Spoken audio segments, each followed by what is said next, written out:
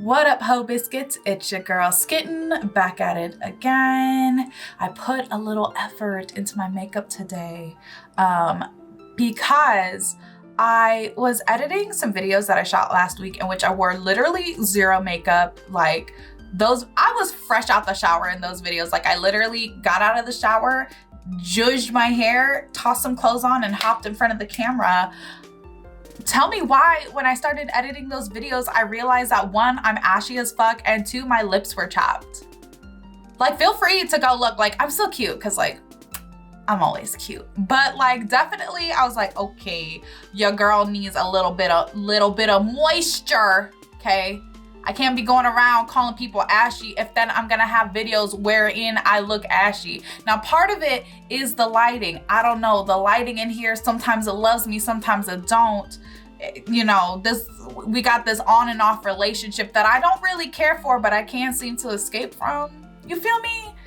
I don't know. I might be talking gibberish. The point is, I wanted to look good for you guys today, so hello, how are you? How's it going?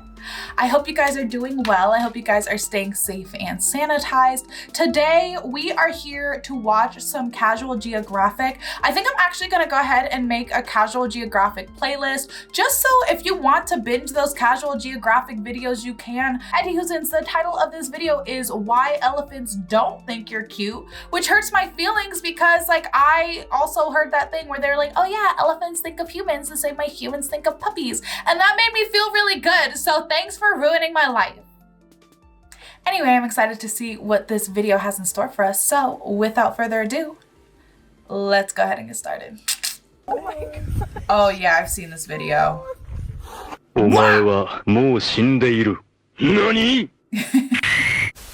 God. The average person lies about 1 to 2 times a day, 1.65 to be exact. Okay. The average person can also expect to be lied to anywhere from 10 to 200 times in the same amount of time. And if you have internet, which you obviously do, because how else would you be here? Most of those lies probably come from behind a screen. And these days, it really doesn't matter what you say. As long as you say it with confidence, a small group of people will believe you. Absolutely. Like if I say that coconuts can technically be classified as mammals because they have hair and produce milk and say it with my whole chest, at least one person's gonna pause this video and think about it. And Chavez and I were actually just talking about this, how literally if you just like put something on the internet and like put words in front of it, people will be like, oh man, that's so true. Like, and it's like you can't refute it because it's on the internet. Like that whole video, and somebody's like, oh wow, Amber Heard's doing cocaine at court. And I was like, she's literally blowing her nose because she's pretending to cry. Like, is she being an actress in that moment?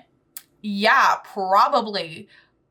But is she doing cocaine? No. Don't be fucking stupid. Don't be dumb. Just because somebody says it online, I can't. It seems like every week I get tagged in a video of some guy saying the T-Rex was actually a dragon with wings, or Megalodon is still somehow alive.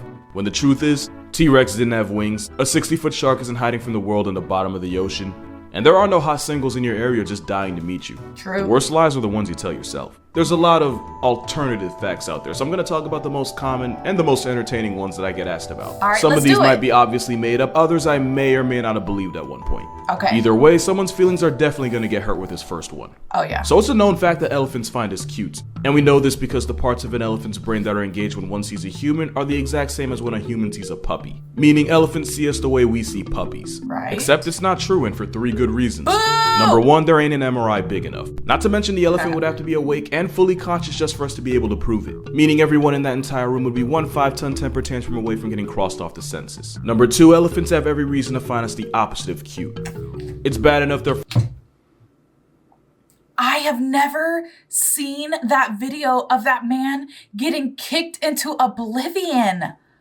Oh my God. Oh, what did he do? The census. Number 2, elephants have every reason to find us the opposite of cute. Oh my God. It's bad enough they're forced to share an area code with some of the most dangerous things alive. Right.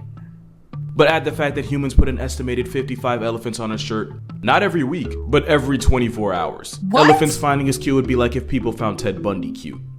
I didn't know it was that many all the time. And that would just be ridiculous.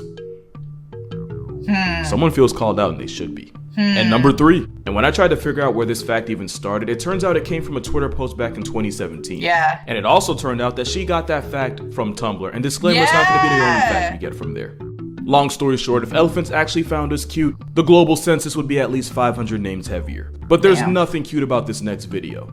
I'm sad. I wanted an elephant to think I was cute because I think elephants are cute. My feelings are hurt. But also, why did that girl just make up that fact? Like, why? Why did you hop your little self on Twitter? Yeah, why'd you hop your little self on Twitter and make that up? And why did somebody hop their little selves on Tumblr to make that? Like, what is the reason?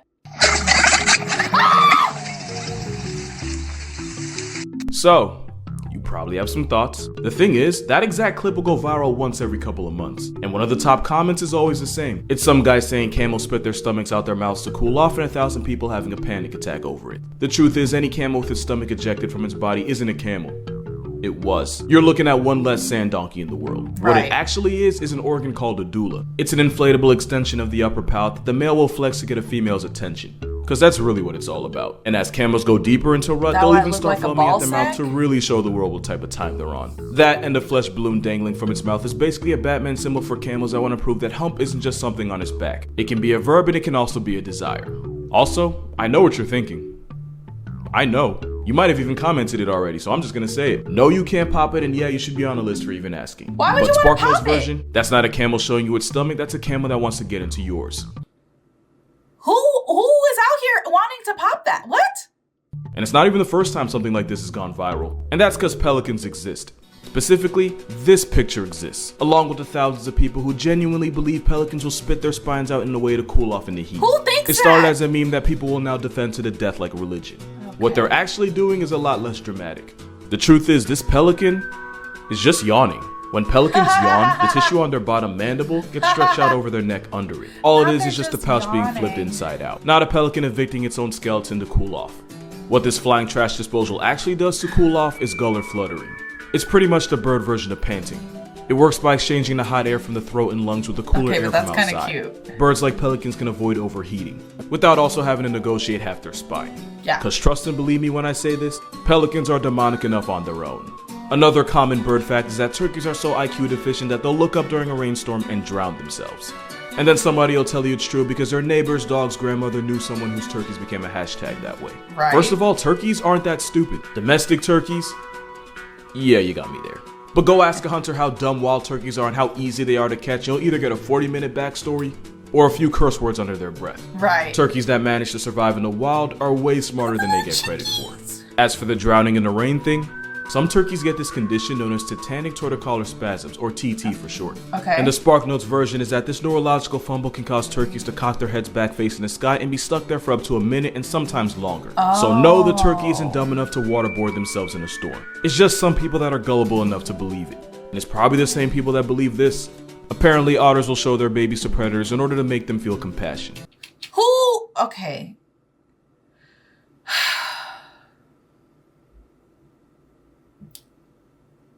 Animals are not people. Okay? An animal does not give a fuck that you have 5 kids and a wife waiting at home. Okay? They don't care. The shark does not give a damn that you have a little baby dolphin running around somewhere. Like, the shark does not care. Why would you read this fact? Otters show their babies when they're facing danger to make a predator feel compassion. Why would you read that and somehow think that that's true? Some of y'all really got left behind, and I'm sorry. I'm sorry. George W. Bush owes you reparations.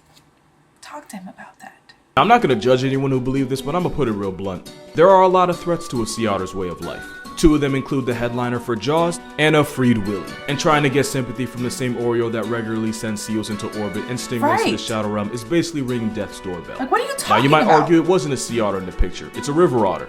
Fair enough. Imagine an otter trying to guilt trip a prehistoric snare trap with its child. Exactly! The outcome would be 2 less otters and 1 well-fed gator. Facts like this only go viral when people take human traits and try to put them onto animals. And this is coming from the guy who regularly refers to a killer whale as an oppressive cookie. Because in the wild, morality gets you 404 than put on someone else's 444. True. Which is why otters are much more likely to sacrifice their own child than use them as a sob story for a coyote. And speaking of babies, you probably heard as a kid how you should never touch a baby bird because then you'll get your scent on the chick and cause the mother to reject. Yes, I do remember that. And that's not true for a very simple reason. Can't birds not smell things? They don't have olfactory senses, right? Let's see. Let's see if I'm right. Let's see if I'm correct. Most birds have a poor sense of smell. Yeah! The average bird wouldn't even be able to tell if you had touched your chick or not. Especially since birds don't identify their chicks by smell, they go by sight and sound. Now the reason you shouldn't touch one is because if mama bird suspects that her nest has been disturbed in any way, she'll abandon them altogether. Why risk your life raising a family when you can always make a new one? Also, the baby bird might not even need your help. Because oftentimes, it's a fledgling that people are trying to save. Right. Not knowing that fledglings are perfectly fine on the ground or are probably being supervised by parents nearby. But if those parents did because they see you manhandling their child, then the only thing you helped that baby was become an orphan. Yeah, basically, you'd be rescuing that bird the same way the dentist rescued Nemo. Another fact that isn't really a fact is actually something I used to believe. Cheetahs got screwed in the genetic lottery and screwed hard. And one of the reasons people think that is because they can only sprint for 20 seconds at a time before their brains start to overheat and eventually shut down. Cheetahs are a genetic fumble and nothing will change my mind about that. Right. But cheetah hunts don't end fast due to overheating.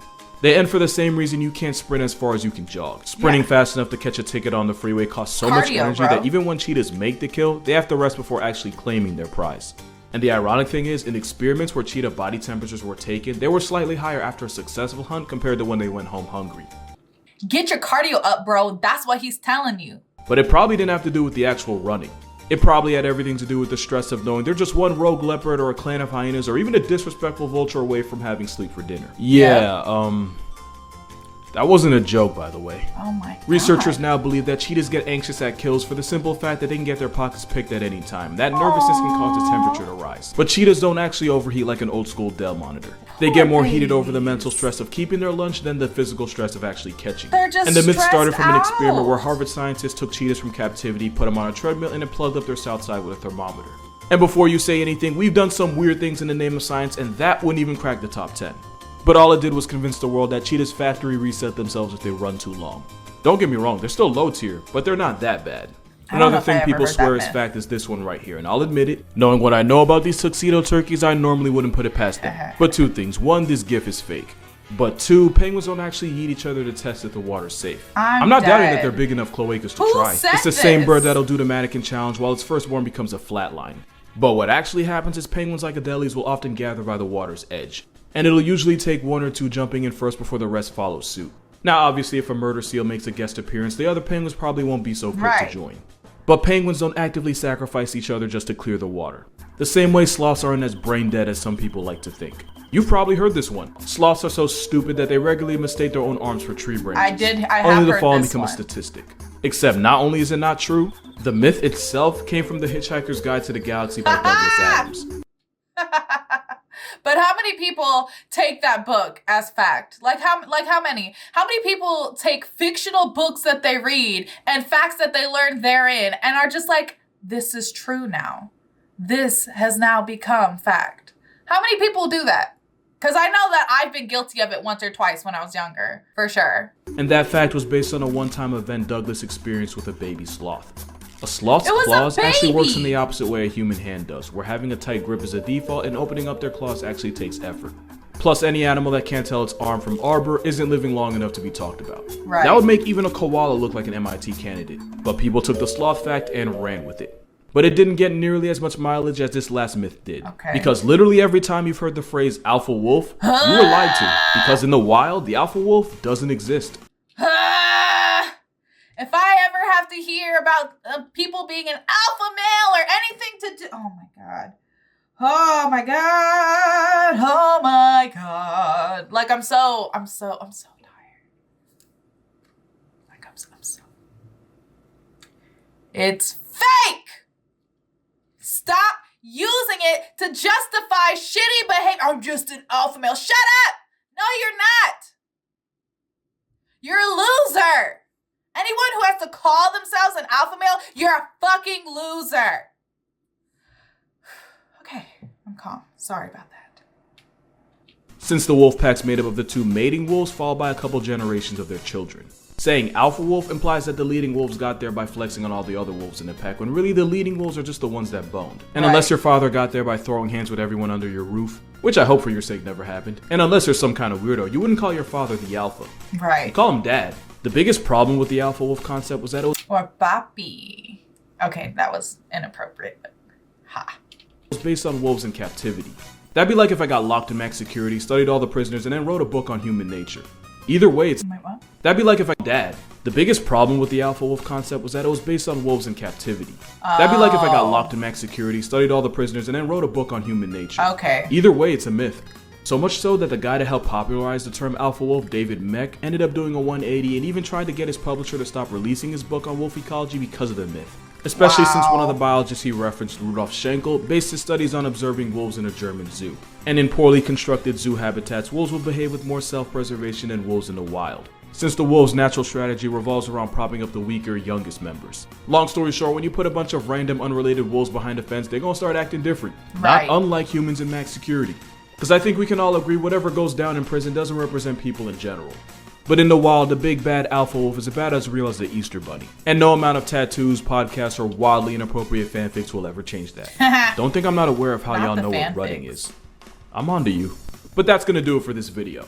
For more consistent daily content, be sure to follow my Instagram and TikTok. Both are going to be in the description. And to watch videos before I post them and to support me beyond just subscribing, please consider also becoming a patron on Patreon. Also, be sure to pre-order my new book if you haven't already. I'm so excited Got all my plugs for out the way, so be sure to drink water, hug your mother, don't hug an elephant, unless it asks you first.